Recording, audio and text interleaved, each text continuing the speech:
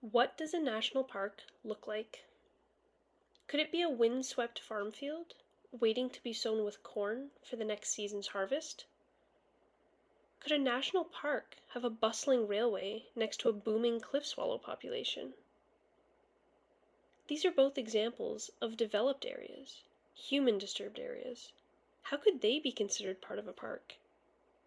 In Rouge National Urban Park, your ideas about how humans and nature interact are challenged. As Canada's first national urban park, Rouge expands communities' opportunities to connect with nature. Throughout my time working on the resource conservation team, I've been able to experience firsthand how conservation initiatives have adapted to monitor and restore urbanized spaces. When conducting breeding bird surveys in construction sites, my observations will help inform management plans as projects move forward to improve park experience.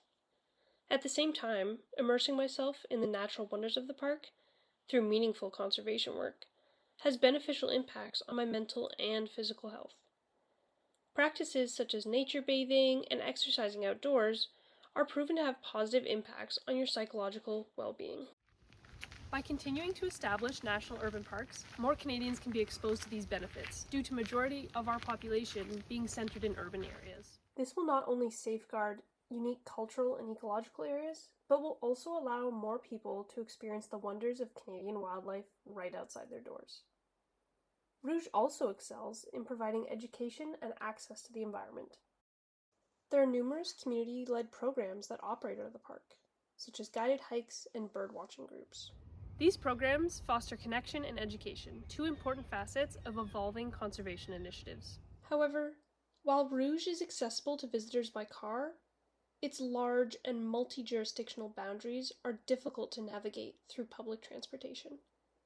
This is a limiting factor to suburban and urban visitors that rely on public transit.